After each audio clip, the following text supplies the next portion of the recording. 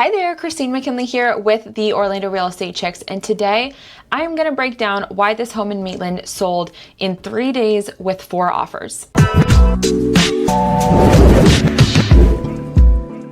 It wasn't luck. No, the market didn't magically change. And if you live in the area, you probably noticed that the other 5 homes that are on the market have been on the market for 158 days. One has been on for 46 days, another one at 116 days. So why did this home at 1220 Winston Road go pending so fast? I'm going to break down in this video exactly how we did that, because if you live in the area or if you live in the neighborhood, this matters more than you think. This result came from very, very intentional strategy and decisions.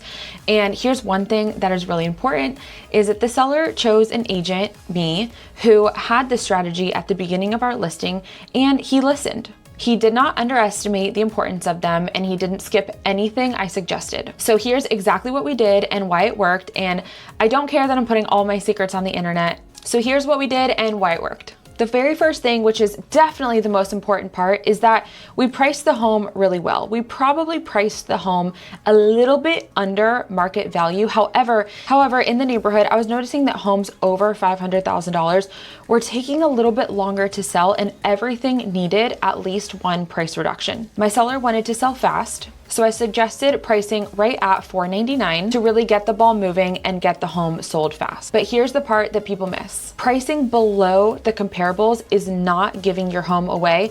It is creating competition. When the home feels like it's a good deal, buyers are going to move very fast. Even in this market, sometimes if you price right at market value, it can still take your home a few weeks to sell in this market. And if you price too high, you're going to be waiting and waiting for that buyer to come. So this price of $499, maybe if you live in the neighborhood and you're watching this video, you saw that come on the market and you went, oh my goodness, they're really pricing that home too low.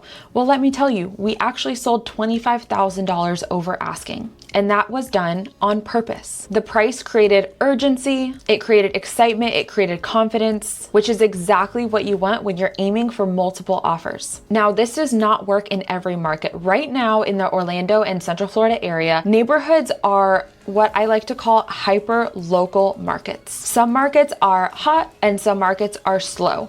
If you underprice a home in a slow market, you are not going to get multiple offers.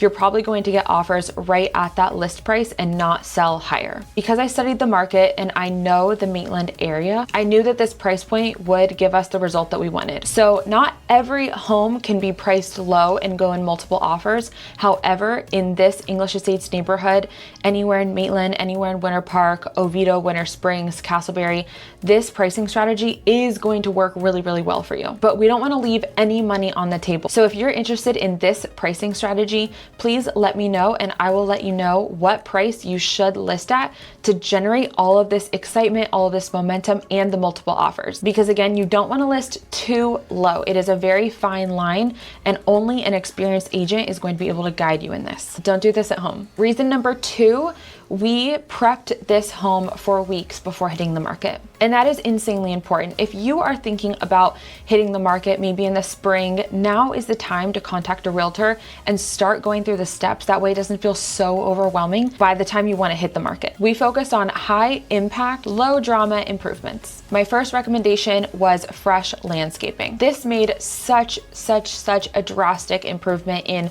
not only the outside pictures, but the overall curb appeal of the home. It looked incredible. I advised the seller to do a fresh exterior paint. I replaced any light bulb that was out the day before photos, and I advised the seller of what furniture needs to stay in the home and what needs to be moved out. So really, I just used this seller's furniture as staging, and that worked really well. That's another free thing that I give to my sellers. I like to do a consultation either myself or with my interior designer, and we work with the furniture that you already have. That way you're not spending thousands on a staging company. This is insanely important. Buyers decide how they feel about the home almost immediately. Your furniture needs to be clean, not cluttered, and it needs to be neutral because you want the buyers to feel like they're walking through a model home.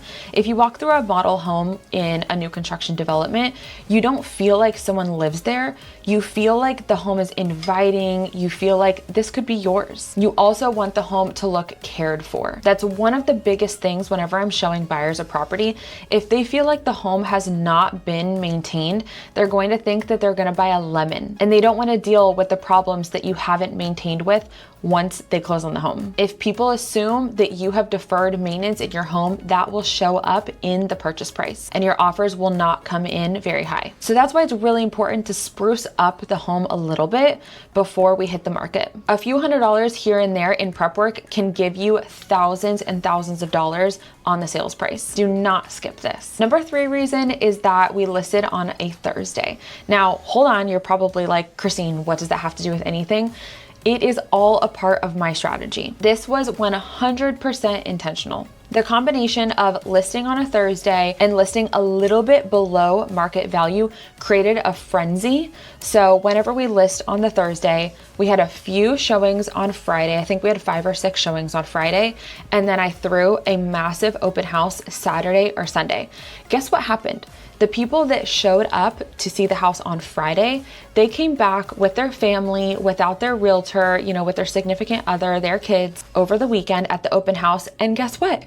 They saw that my open house was packed. And they went home and they told their realtors, holy smokes, that house is so busy. They're gonna get multiple offers. We need to A, increase our offer if they already wrote one, or B, we need to come in with a very high offer. And that is exactly what happened. This created a little bit of healthy competition, and that resulted in my seller getting $25,000 over asking. This open house traffic created urgency and it validated the price. But let me tell you, if we had listed on a Monday or a Tuesday, we would have probably had the same amount of showings on Tuesday, and those folks would not have come back over the weekend. They would not have seen the demand that the open house created, the demand and the competition that the price created, and they would not have written such a high offer. Psychology matters in real estate. And number 4, that kind of meshes with number 3 in just the timing of it all, is that we held an open house both Saturday and Sunday. Why? Because the neighbors bring their friends on Sunday when they came on Saturday. And I wanted people to know that we had so much interest that I needed to hold the house open 2 days in a row. And believe it or not, the open house was more busy on Sunday than it was on Saturday. For this open house, I also invited all of the neighbors.